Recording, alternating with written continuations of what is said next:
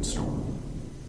Today's episode is brought to you by the law firm of Harmony and Hanrahan, who specialize in waterway litigation. Harmony and Hanrahan will get you back on the water.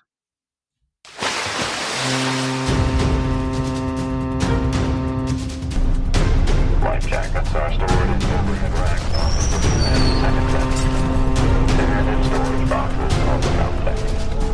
Instructions for donning life jackets are located around the vessel.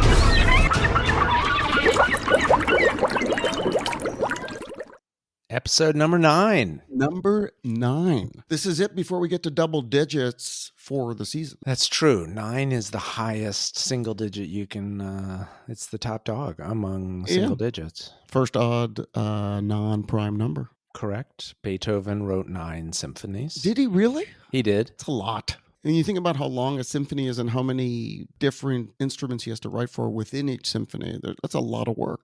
Another good fact about number 9, did you know that the 9 of diamonds is sometimes referred to as the curse of Scotland? Really? There's a bunch of explanations, none of which, one is that there's a saying that every 9th king is a tyrant and sort of brings destruction upon the land. That sounds superstitious. Then there was some theory about a theft of some royal diamonds. I don't know. But yeah, so 9 is good. I think we're on a roll. Well, and seasons 1 and 2 each featured 12 shows. 12 episodes in the season. Yep. If we were to follow that pattern. Follow suit, if you will. Yeah, very good. We traded a couple messages this week, and you said, yes. I got a good one on the line. I can't wait to reel this baby in. Before we get to it, congrats on last week's Blackbeard episode. For those who haven't listened, it was our most biography intensive of the various episodes that we've done, but in my mind, maybe the best. The stories behind Blackbeard, fascinating, and we got a lot of positive feedback. Well, we did. First of all, thank you for the compliment. Second of all, we did get a lot of feedback. I wanted to run through quickly a couple of the emails. I'm glad that you've been doing that because Lizzie, I feel like, hasn't checked the inbox quite as much as she used to. Well, what Lizzie said to me is that we haven't been telling people our email address. killershipwrecks@gmail.com. killershipwrecks@gmail.com. That's for Lizzie. Easy to remember because we're Killer Shipwrecks and everyone does gmail.com. Some woman named Charlotte in England. Interesting. England. Was curious when I said Queen Anne's lace seems to want to grow on my property. And she sent me an email saying, oh, would you send me a photo? Which I thought was weird. A photo of Queen Anne's lace? Queen Anne's lace growing on my property. And of course, as soon as she said that, I knew okay, I'm sure I've misidentified it, but whatever. Sounds like you're being geo-targeted. Can't she look at the lat longe of the photo? I don't know. That seems weird. I sent a picture and I said, it's Queen Anne's lace, maybe baby's breath. And she said, no and no. It's sweet alyssum. Really? Yeah. So, and now I'm probably mispronouncing. I'll probably get another email from Charlotte, but I'm less concerned with you mispronouncing, more concerned if it requires me to go back and re-edit anything. So let's just go with whatever. No, because if we were to start that, it's not just the flower. A gentleman who was also sort of persnickety, but was a little bit more gracious about it, said that Blackbeard died at 38, not at 30. Ooh. Interesting. Yeah. 8 years differential, which is more than 20% of his life. So I guess considerable outside the margin of error. Yeah. And like I said, he said it in a nice way. He said, love the podcast, all that. Like when people frame their criticism or let's say constructive criticism with something positive as well. Yeah. Unlike Charlotte. Okay. I'm not a horticulturist, Wait, I'm saving the best for last. We got an email from Eduardo in Arizona who said that he went golfing last summer on a par 3 course in the Traverse City, Michigan area. Are you familiar with Of course. that? Traverse City, incredibly beautiful area and also known for their Bing cherries. He says that he hit a ball into some bushes or something. He's looking for a ball. He says, look at what I found when I was looking for my ball. Sent me a photo. Guess what it was? I want to say it was that calculation coin. It was one of the 50 balls that we had made the first season with Killer Shipwrecks on the side. This That's a collector's item. I swear, of those 50, I think 30 still live in my garage. Right. The idea that some dude found one on a par 3 course. That's insane. The guy had no idea what it was, and he came home and Googled it and then found our podcast and has subsequently, he's a new follower. So welcome to Eduardo in Arizona. Fantastic. It's a very difficult way to scale an audience in terms of like if we're hoping that our golf balls somehow become the story of the century in terms of how we built our audience. Well, one way to scale it is maybe order 100 golf balls next time. Or just do better podcasts. Okay. My last thing about Blackbeard. So it was the Queen Anne's Revenge, and we talked about the fact that it was a pretty obvious name. Little bit. It's like, okay, here we come. We're angry. We're going to get revenge. And you mentioned that ship that was called the Bad Meeting. Yeah. That's brilliant. That's a great name for a pirate ship.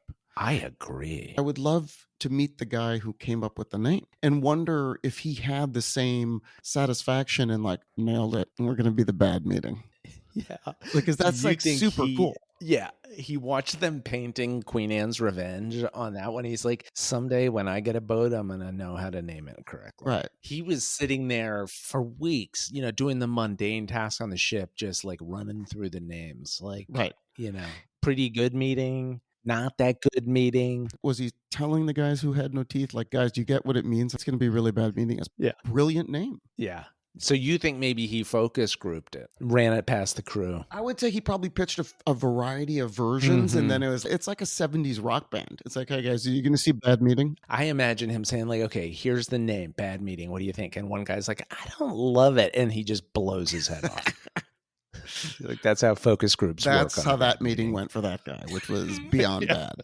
All right, but so here's the thing. You did a great job, and Blackbeard, I believe, had English roots. True. So that took me to where we are today. And today's ship, we are going back to England.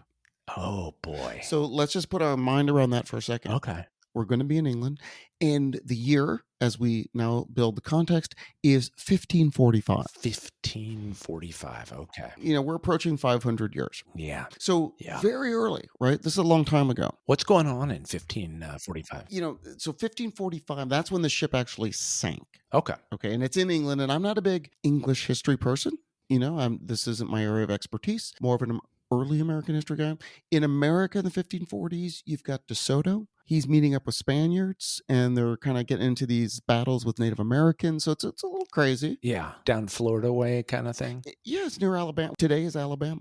Okay, great. 1545. Wait, I was going to say one other thing going on in England. Okay, the other important number to remember in relation to 1545 is like 1492. Isn't that when Columbus goes over, crosses the ocean? Okay, so this is 50 years into the, the big, exciting explorations of the New World. That's exactly right. So framing it nicely, it's a 50 years after Columbus, but the story actually starts even closer to that 1492 time period. Because when you consider England in the late 15th century, they had been battling France. They had all these issues. God, it feels like they're always battling France. What? Totally. Those two don't get along. Back then, you also had what was known as the War of the Roses, which was the Civil War in England. Yeah. And that's the houses of York and Lancaster. And my point of even bringing that up is that it ended with Henry VII and the establishment of the House of Tudor. So the House of Tudor became the new sort of ruling dynasty. And that's where we are. Like we're going to be in the House of Tudor period. Okay. Henry VII, that's not the guy with a billion wives. That's Henry VIII. We're going to get to Henry VIII. Okay. 1545. Let me just also say probably like a plague or some pestilence and things. All kinds of problems. Yeah. So in England at the time, not a big naval presence. Really? Like from 1422 until 1509, they had about 6 ships. 1509 is when the person you mentioned, Henry VIII, becomes the King of England in 1509. Yeah. We're not going to go down the Blackbeard level of biography. Thank God. Yeah. Good job. Let's get back on track. This is a show about shipwrecks. So, yeah. It's not going to be all about Hank, but it is important to understand the context. Henry VIII became King of England 1509, and he immediately recognized that their navy was not up to par. Yes. Okay. Now, what you mentioned was he was known for his marriages. He was married 6 times, and I think he died in his 50s, so that's a lot.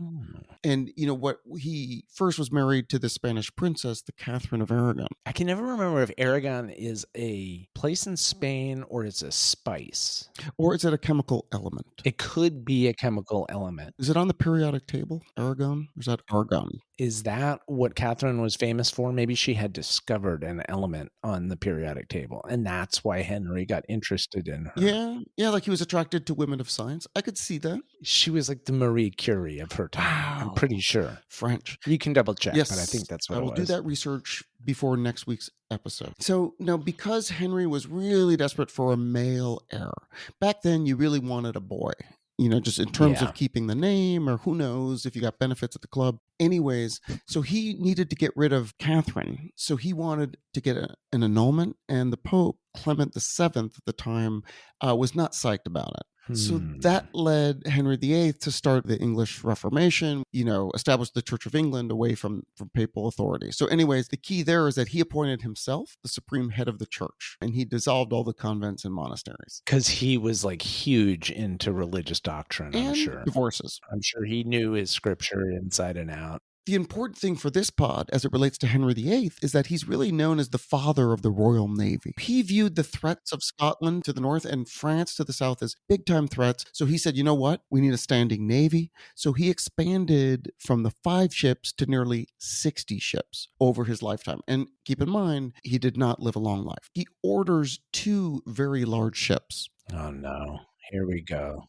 This feels like he's going to go down the Gustav train here. One of the ships is the Mary Rose. Oh, yes. Yes. And the other ship is the Peter Pomegranate. Seriously? Yes. This is not made up. It sounds like a children's book. Sounds like that XTC song, Peter Pumpkinhead. It's bizarre. It later becomes known as Peter, but it really did start out as Peter Pomegranate. A lot of debate around the naming. Some people think Mary Rose was named for his sister Mary Tudor. Some people think it was a religious thing. And pomegranate and rose have some meaning in the families. I don't know. The point being that he ordered these 2 very large ships. He gravitated towards the Mary Rose. It's a better name. Definitely a better name. The Mary Rose was larger. We're talking 600 tons. Peter Pomegranate more in the 450 range. But more importantly, they're both carracks, which are like these sailing type of warships. Both purpose-built warships. Purpose being shopping? Well, not commerce, but shopping for victories. The Mary Rose was, of the 2, the ones designated to carry large guns. She wasn't a melee ship, in other words, like the boarding stuff. She was going to have 8 large guns. That's a great term. There's a term, melee ships? Yeah, it comes up all the time. Nice. And so she required new design features, the gun ports. So she was going to be more state-of-the-art. We can launch cannons. Oh, boy. You say gun ports, I get nervous. I hope they made them higher above the surface of water than... when I say we've been down the shipping lane before, unfortunately, given the name of the show, this is going to happen. But a lot of people think Henry VIII, again, we keep talking about Henry.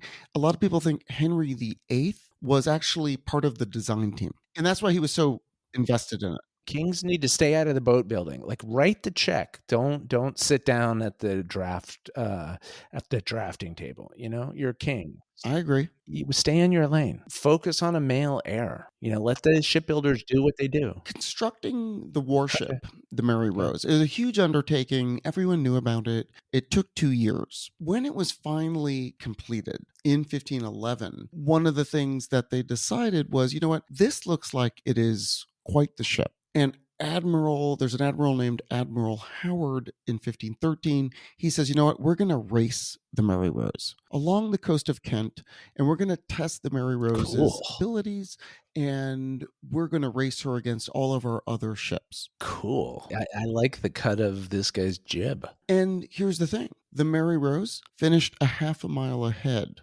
of the next fastest ship. Okay. So this is not a Vasa ship. This is not a ship that, like, 10 minutes after it launches, it's at the bottom of the ocean. No. It was declared the noblest ship of any great ship. Okay, this was the ship. It was the ship and it was the shit. It really was. And so Henry VIII, feeling really good about it, Yeah, he's also under this pressure to have a son. sure. So he marries Anne Boleyn, and you may remember things don't go well for Anne Boleyn. I do. She has like an aunt named Anne Boleyn or something who is like a 17th cousin once removed or some crazy thing from No me. way. Yeah. Well, I don't mean to drum up any family history, any family drama, and I certainly don't mean to uncover any family secret. I have a vague memory that things don't work out well for the Anne Boleyn you're referencing. This is all public knowledge. This is not me digging into your family history. And Anne ends up getting executed. Bottom line is, the very day after she was executed, Henry, who's 45 at the time, gets engaged to one of her ladies in waiting or whatever, a woman named Jane Seymour. Her name is not Jane Seymour. That's a TV actress. It is. Okay, this was before she was Dr. Quinn Medicine Woman. This was Jane Seymour, who, by the way, Jane Seymour, who's also English and had 4 husbands. So who knows? Well, also, I feel like maybe in a past life, the current Jane Seymour was Henry VIII. And so she's still working out all the trauma around all the marriages and everything. But here's my next question. So he had the mourning period down to a tight 24 hours, basically, Less. when he would...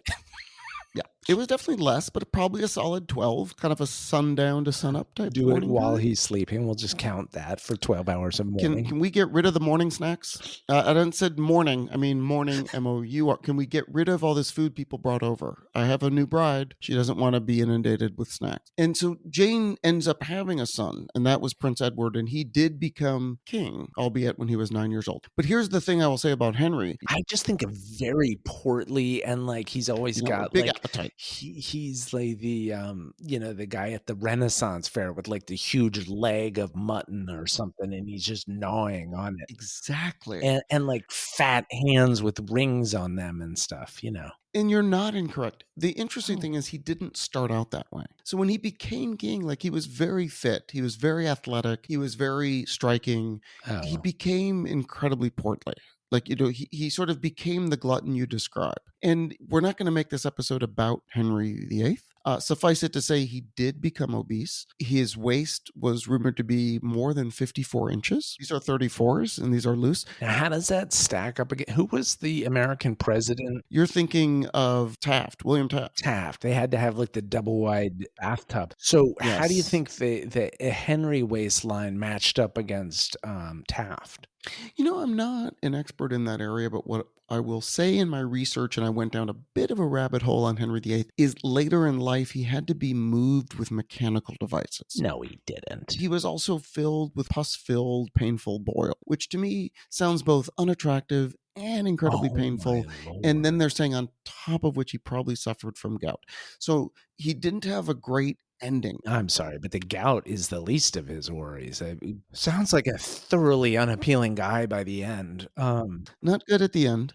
So let's get back to the Mary Rose. And she represented, this sort of milestone, right? Because as mentioned, since ancient times, most of the battles were fought on land or on other battleships and melee weapons, mainly bows and arrows. The Mary Rose was taking a different path, more of a gunboat. Okay, now the Mary Rose sounds great. Sounds Mary like Rose whatever is doing great. his personal failings or faults were, he did oversee the building of a great boat. Fantastic Navy. And again, he's known as the father of the Royal Navy. So the Mary Rose, though, in 1536, undergoes a major renovation. Okay, so this is about, 25 years or so into her run as a warship. And she becomes like a cruise ship, like more of a tourist thing? No, she is now going to up the ante, so to speak, with respect to her guns. So they're going to essentially take a ship that's about 500 tons and turn her into a 700-ton ship. And they're going to add, this is going to sound familiar, an extra tier of broadside guns to this style ship. Does that remind you of anything? This is an extra tier. The Vasa. Exactly right. The Vasa. It does feel like these kings are always obsessed with the number of cannon they can load onto a ship. You're seeing a pattern. worrying that what was great at 500 tons and was beating other boats in a race, when you add 200 tons onto something that wasn't designed for that. A lot more Hmm. cannons. A whole nother level. Okay, we're talking a whole nother level of gun port. See, now I feel like this is where we're going to get into it's going to sink. Now, it did have a low waist. Hello, we're not talking about Oh, pant boy. style. It had a low waist of open decking in the middle. I got no problem with a low waist if the thing's is still gonna run, if it's still gonna work. Yes, and that reflects the ship's use as a platform for heavy Yeah. guns. That's sort of that Yeah. style. On the main deck level, had 7 different gun ports on each side, and they had heavy lids, which were essentially there to help it remain watertight when it was closed. Right.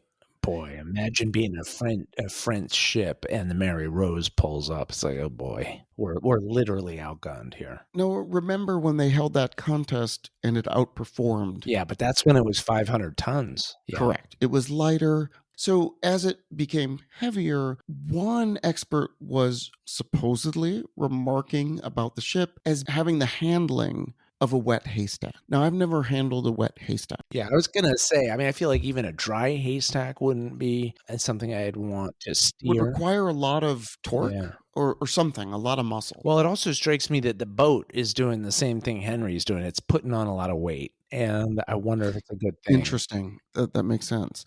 So yes, the guns became heavier and she was taking more of them. So they needed to put them lower in the ship, closer to the waterline, because otherwise it would make it too unstable. So more gun ports are cut into the hull. Do you know, had she been in battle yet before the retrofit? Yes. Oh, she had. A lot of great battles. Really? Okay. Had performed admirably. Nice. Whoa. What? Cool. Did you hear a ship bell? Yeah, that was odd. Interesting. The ship bell is a signal that it is time to hear from our sponsor. We have been told that we're getting lax Oh, okay. with our sponsor. Fantastic. So Okay. let's hear from our latest sponsor, who Lizzie brought in, our friends at the law firm Harmony and Hanrahan, and then we will come back and continue the story of the Mary Rose. Oh, I can't wait. Also, great job, Lizzie. Great job. We're loving this sponsor. Great sponsor. Nothing ruins a day on the water like getting cited for operating while impaired. This happens to you or a loved one, call Harmony and Hanrahan. With offices in both Spring Hill and Bayport, Harmony and Hanrahan specializes in waterway litigation. This includes unlawful boat repossessions, riparian rights, disputed access points, and boats jeopardized by divorce proceedings or regulatory action. Harmony and Hanrahan will get you back on the water. Great firm. Not as much fun as that ship bell. That is genius. Yeah. Again, Lizzie, great idea. The armament on the ship, a lot of iron, a lot of bronze, very different sizes and ranges. And it's a little ragtag. Again, 1500s. I don't. I'm not going to say ragtag. This sounds like an impressive ship. I'm scared. I'm scared is. if I'm on the other side of it in battle, and the broadside pulls up, and those gun ports open up. I'm scared. You'll be even more scared to know that she also contemplated the boarding style Really? battles. So she carried a large stock of what they referred to as melee weapons. So pikes and bills. She had netting across the ship so that the people couldn't board the ship. She brought 250 longbows. Fantastic. 4,000 arrows.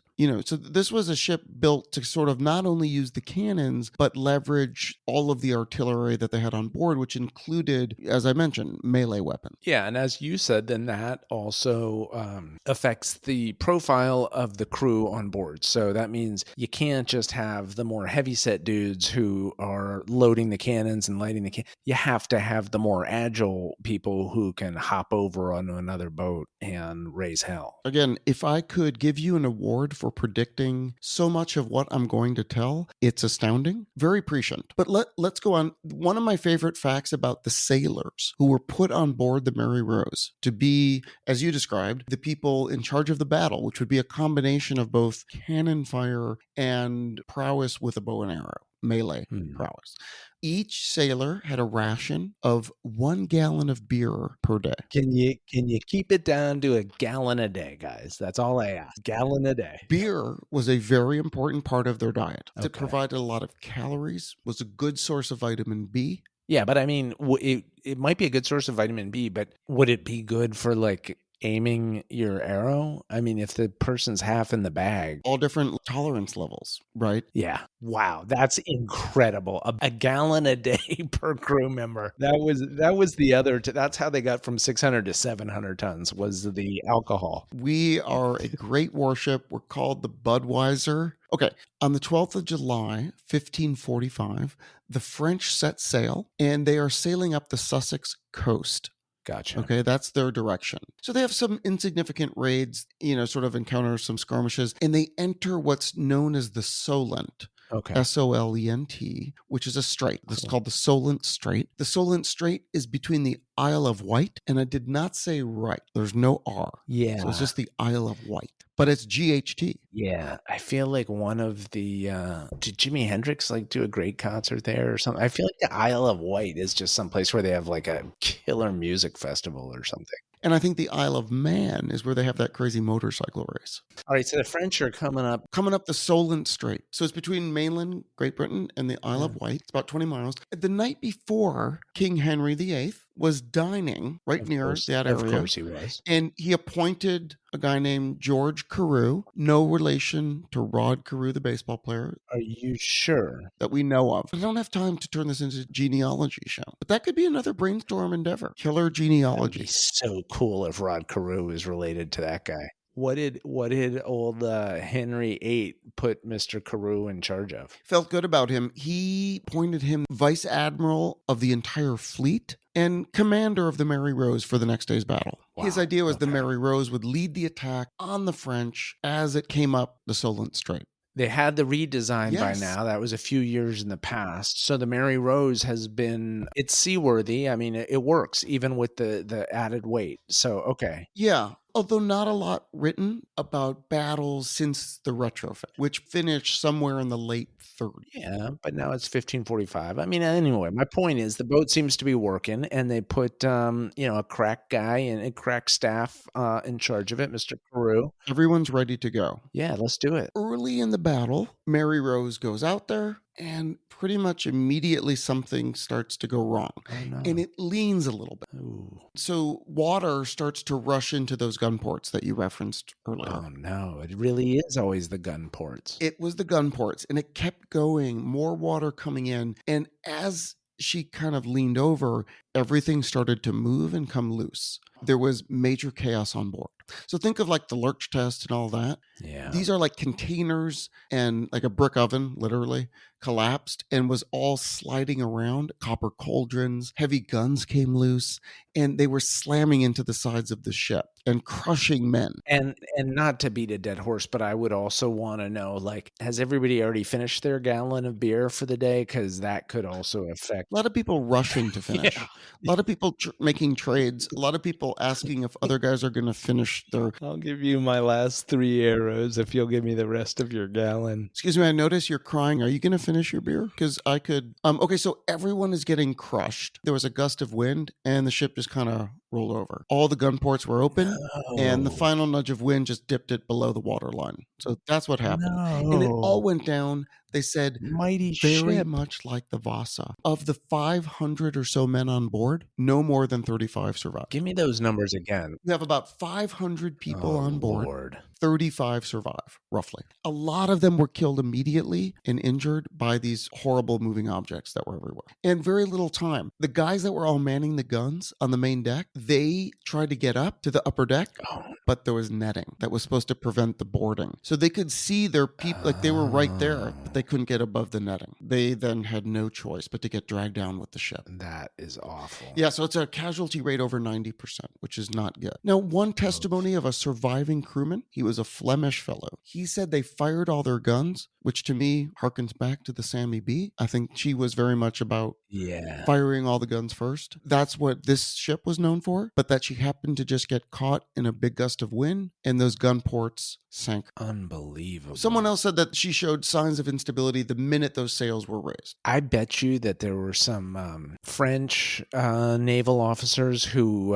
then went home and claimed that they had done it. Like, oh yeah, no, we landed a couple of good hits. That's what took her down. Amazing the way you can predict exactly what's coming, because that did happen. There was revisionist histories, That's what I would do. and some of the French were like, "Yeah, no, it wasn't that big gust to. We bombed it." I 100% would have done the same thing. I would have reported back to my supervisor. We were firing for hours, and then finally Right. she sank. One thing I will say, despite the tragedy of the Mary Rose sinking, Henry VIII's pride and joy, if you were to look at this from the cup half full perspective, was actually the only loss of the battle.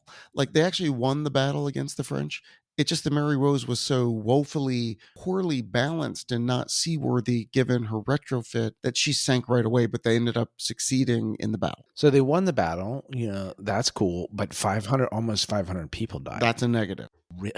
That is a negative. And I feel really bad about that netting. I mean, you can see Yeah. through to above where people are going to be able to dive into the water, but you're stuck underneath the Now, netting. you'd think someone would have a knife, like you cut the netting. Like, why wasn't there some? Although, honestly, it's not like just being able to dive into the water is an automatic guarantee of survival True. either. I mean, I'm sure. I wonder about that Carew guy. Any news on whether Carew survived? He didn't make it. People claimed that he had concern about the stability. We have seen that threat of weight being an issue with certain ships. He had a premonition, and that premonition driven by the fact that the ship was woefully unstable in wind. Yeah. Yet it was a Carrack-style ship built for wind. So it sank to 40 feet below the surface, and they quickly tried to send these salvage teams, this is sort of 1547, 1549, to raise the guns. Yeah. There's a lot of money down there on the floor of the ocean. Henry VIII died in 1547, and it was as late as 1549 that the last guns from the Mary Rose were brought to the surface. Oh, so they were able to. They did get some of the guns up. And you said this is in about 40 feet of water, huh? It's about 40 feet of water in 1549. And there's tidal patterns and currents that occasionally would expose some of the timbers. Briefly in 1836, someone actually saw the timbers. So they were able to locate it, but they didn't know how to get to it, and then they lost it again. They actually found the ship in 1971. What kind of shape was it in? About 40% of the ship remained. Once they made it publicly known that they had discovered it, it got a lot of media attention and a lot of money. And so they were able to hire a salvage vessel. Great. And believe it or not, it was the same craft that was used for diving operations on the Vasa. No. Yes. Really? Is this Yes. the Neptune company? It's a different company, but they use the same vessel. Gotcha. Well, you got to figure that somebody that does, because they did an amazing job with the Vasa. Incredible. And also it's like, it's a niche kind of thing. Incredibly difficult. Yeah. And they spent 4 diving seasons, diving 22,000 hours. Wow. Which is almost 12 man years to get this ship ready to go. Coincidentally, similar to the Vasa, people had recommended putting ping pong balls. What is it with everybody, like with the ping pong balls? You picture it's like the same, primary school that's like sending it to every shipwreck. Hey, we have an idea. One of them is bound to take the bait. So 71, they've located it, and then 4 seasons they're working hard on it. And 1982, they're still figuring it out, and they're using the same methods as the Vasa. So the Vasa laid the groundwork for bringing this ship up. Yeah, I mean, with the Vasa, they brought it up and then like floated it into the harbor. Also, and we're going to get to this, they had a lot of artifacts to extract. Oh boy. And they decided to bring up all that content first. Bottom line is, on the morning of the 11th of October, 1982, they're ready to do the final lift. Guess who was there? Think royalty. Yeah, I was going to say Queen Elizabeth. Prince Charles. She sent Prince. Charles. She sent the Prince. Charles was there, as well as a lot of people. And at 9:03 a.m., the first timbers of the Mary Rose broke the surface, and everyone could see the Mary Rose after nearly 500 years. Amazing. They talk about it as a Tudor time capsule. Well, I was impressed when you were just listing all the different kinds of weapons they had on that ship. Were they able to find some of especially the melee weapons? Perfect seg. Many of the cannons and the other weapons have provided invaluable physical evidence of how 16th century wars were fought, and in particular, weapon technology. So they have gun shields. They have small cast iron hail shot. which is unique to Wow. a certain type of weapon.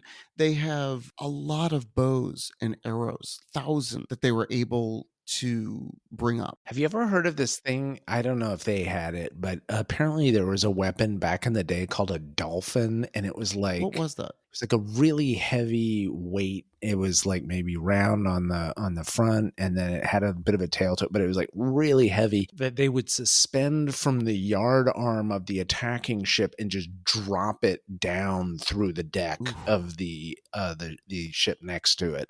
But the reason I ask is they know that those things were used, but it's very rare that they ever find one of those. So, but anyway, They discovered 2 fiddles. They found an instrument called a shawm. It's like an early oboe for which there was no other example. wow. And it survived under the It water. survived under the water. They found a specific drumstick, obviously for the personal enjoyment of the crew and to provide rhythm to the work, like the rigging. Rhythm to the work? Yeah, to all the rigging. Like to Nice. provide rhythm for it. Yeah. Well, especially because everybody's half in the bag. Everybody's drinking their gallon of alcohol. I mean, this is on a warship. This is not like the Philharmonic. I'm shocked that they found all this stuff because it was 500 years. And then also because sometimes when you have the really good preservation, it's because it's like in super cold water or it's under a lot of sand. Or I'm surprised that some of this stuff like fiddles or this like proto oboe or whatever was found. That's incredible. There really are a lot of eerie parallels between this and the Vasa. The Vasa was 1628, Yes, right? I believe so. Okay.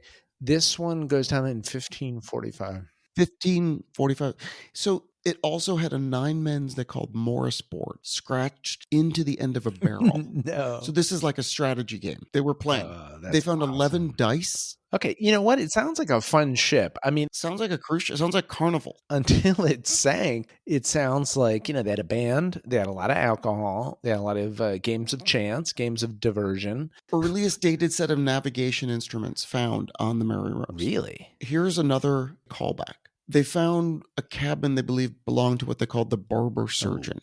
Now, in his cabin, they found surgical tools. They found a copper syringe, Oh, boy. which they said was for wound irrigation and the treatment of gonorrhea. Yeah. They found one of those urethral syringes for the injection of mercury, Oh, which man. not only did not work, but makes you go mad. So what? Like these guys were about to die a few hours later anyway. You and I both fans of dogs. No. They found the skeleton of a dog. No. The first scientifically confirmed ratter. It was a terrier. Spent his short life on the Mary Rose. They did DNA.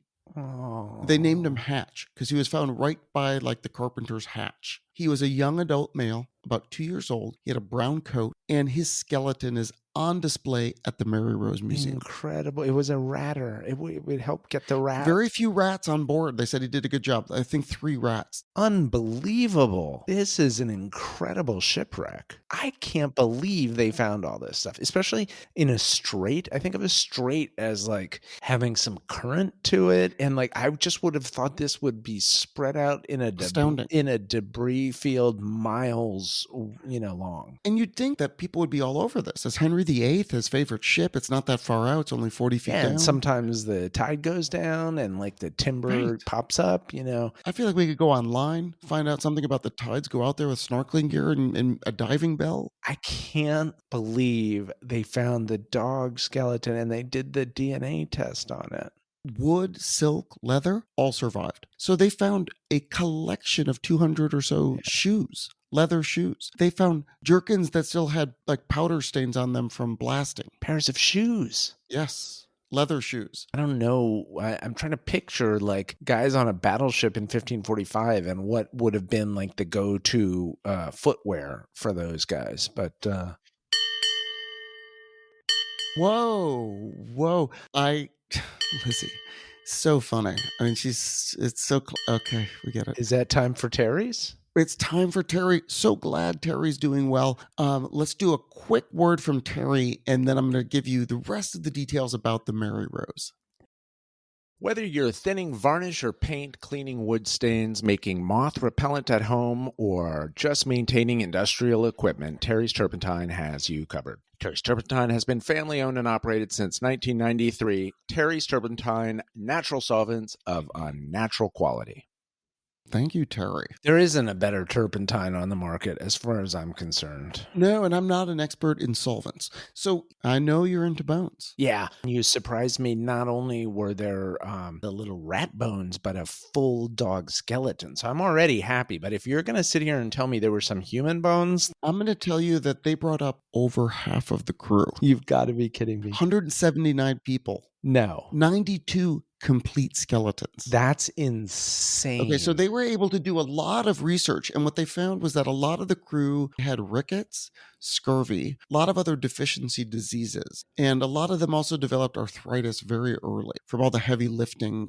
Part of me thinks like, well, what the hell? This boat's not going back and forth across the Atlantic Ocean. Like they couldn't just, stock up on some decent food on the mainland. I mean, they're basically on the coast there. But then the other part of me thinks, I bet just your average Joe on the street in England in 1545 probably was not in great shape, I cannot believe they found that. Wait, give me the number again. How many full skeletons did they bring up? 92. This is 500 years later. Like, hello, what took you so long? I'm in 40 feet of water. This is my favorite shipwreck ever. I can't believe 92 skeletons from 500 years before. Dude, 179 people. Wow. 92 were just complete. Wow. Could they do DNA on these guys? They did. The only person they were able to positively identify turned out to be George Carew, the vice admiral. Rod Carew's great-great-grandfather, I believe. Unclear. I always think when I wonder about extracting DNA from these ancient shipwrecks that they'd be like, yeah, we don't know the identity of them, but we do know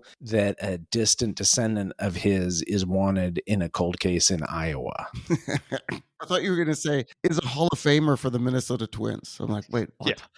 No, nowadays they solve all these cold cases just based on the fact that the rest of the world is like putting their DNA online in their family tree, which, Unbelievable. full disclosure, I did myself. So anybody in my family that's contemplating a felony, just know that. See, I'm sort of hoping the opposite. Like, oh, I just won the lottery. I should trace all my relatives and give them a portion. Whoa, who's David Geller? Oh, interesting. Let's email killershipwrecks@gmail.com. I'm shocked that Carew is the only one. Well, you figured they didn't have records with a lot of people. I would have thought that you'd get enough DNA that you'd say, like, I don't know who this dude was, but he is related to, a certain number of people in England today who've put their DNA online. You know what I mean? True. It's like, hey, good news, you're related to George Carew. Bad news, you're the Idaho killer. So you're coming back to Washington. But here's the thing. The analysis, unlike the Vasa, no, females on board. So they were able to determine that the crew was entirely male. Okay, that's the good news. That is the good news, because the Vasa had not just females, but children. Well, unfortunately, they said some of the people on the ship maybe 11 to 13. I guess child labor, there wasn't the stigma about child labor back then that there is now. Yeah, it was a whole different world back then. I just imagine like the cabin boys, like they were also the ones who, would like give some scraps to the dog or were nice to the dog. You picture them running around with that scruffy little, come here, on the nails on the boards. Yeah, and the mean sailors, but like the little 10-year-old cabin boy like has a good relationship with Hatch. Laughing as he goes up the steps, like the crude wood steps with the nails, like getting up to the top deck. Cute. So anyways, they found a group of 6 skeletons very close together around a 2-ton Browns culverin on the main deck. They believed that was like a gun crew, and they were very well muscled, so engaged in a lot of heavy pulling and pushing. Unbelievable. How do they know that they're well muscled? Based on the analysis of the bones. They somehow know that they were built up. I mean, that makes sense. You want your buff guys manning the cannon. So they found 300 longbows, thousands of arrows. So when they looked at the skeletal remains, they found a disproportionate number of men that had a certain condition with their shoulder blades, identical to a condition that modern elite archery athletes have. Get out of town. I'm not kidding. I mean, what's the thing? It's called acromial. It's a condition in the shoulder blades that modern Olympic archery athletes also suffer from. acromiale. That's unbelievable. Wow. So they also found someone who they believe was the purser, because alongside the body, there was a chest, which you will appreciate had a large number of gold and silver coins. Oh, Yes. God. My heart opens up when I hear that. There's the chest Shiny of coins. shiny coins. They also found fine pewter dishes, Mm-hmm. plates, a lot of spoons. You know, they found tankards, obviously all that beer, Yeah. wooden bowls. So many interesting things about it, but also just the horrendous health that they were No one in. in good shape, but drunk enough where they were probably fine. Now, they ended up building, similar to the Vasa, they built a museum called the Mary Rose Museum, basically around the ship. Fantastic. We got to do this. We got to do a trip. We hit that one. We hit the Incredible. Vasa Museum. Maybe depending on whether we're physically fit at that point and feeling brave, we do a little snorkeling over the Delmenhorst area. But we gotta get out and see these things in person. Incredible, because again, some of these just require walking, like good walking shoes, because there's the museums, which I think is fantastic. Like both the Mary Rose and the Vasa hold so much, you know, in terms of historical significance, given that the country was invested in these ships. Incredible find. This one to me beats the Vasa. This one with the I mean, the Vasa has an incredible story, has its own charms, but just in terms of the artifacts and the The skeletons artifacts, seriously, they found like 15,000 art. Like, I'm not exaggerating. and the skeletons, and to be able to sit there and say what their health was, who was muscled, who wasn't, that you can tell, you know, they have a particular syndrome in the shoulder blades that people still have to this day. Crazy. From I'm glad I didn't become a elite Olympic level. Yeah, sounds annoying. Yeah. Sounds like you're a lot of Yeah. Advil. But I wonder, like, if at night on the ship, like, would I have hung out with the guys playing backgammon? Because, you know, you think if there's 500 people on the ship or 400, they only found one backgammon set. So is it like 6, 7 people every night? I'd love to be in that group with a gallon of beer and a backgammon. And yeah, and is it like a pool table where it's like, you know, you're Right. waiting to get in on the game, and like somebody's got to lose and then you get a shot? You would have loved Hatch. It sounds like a really good dog and a good ratter. Right. You kind of stole my thunder. You know, I was really in searching around for next week's wreck. I really wanted to find a wreck with some bodies. And one of the first things that popped up is I found a wreck, and they were like, yeah, they found a body on this, but it was the body of a diver who was diving on the wreck. And I was like, ooh. Oh, jeez. That's in jump the shark territory. But this number of bodies, I cannot believe. And you know, we always have the thing like, oh, what am I going to jump online and look into?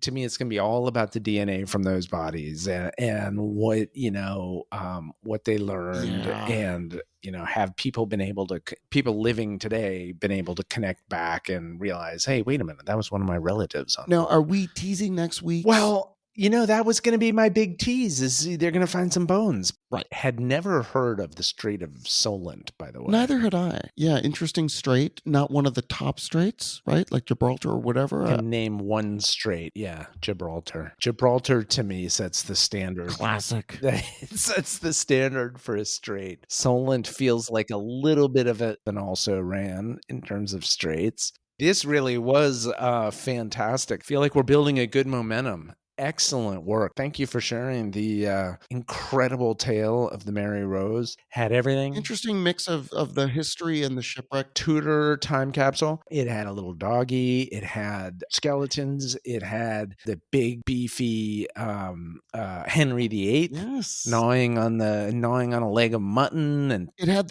the skeletons of the gunpowder crew, 6 guys together. That kind of reminds me of like the Sammy B. Like this has been happening for hundreds of years. Well, that's the other thing that connects all the shipwrecks is, like I said, you know, across time, you know, you think, oh, this thing is one of a kind. But then when you zoom out, you're like, man, this same story keeps happening over and over. Yep. Kings trying to load up more and more guns, you know, ships that aren't quite ready to sail, like guys acting heroically trying to man the guns, but going down with the ship, you know. And playing backgammon. drinking beer. Yeah, what's with the backgammon? It's definitely a popular game, more so than I knew. Yeah, I guess it would be like bad juju to be playing like Battleship on a ship. Right. Yeah, you play a little Morris, you do a little strategy on the barrel, or you play backgammon. Yeah, but battle Or just drink and look at the stars. a gallon per crew member. Great ship. Excellent work. Thank you very much. Well, let's play our outro music. We will see you next week. Sounds good.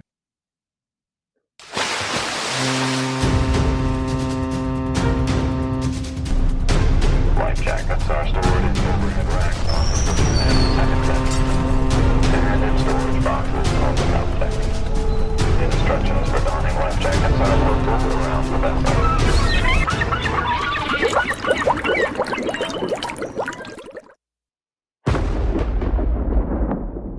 Brainstorm.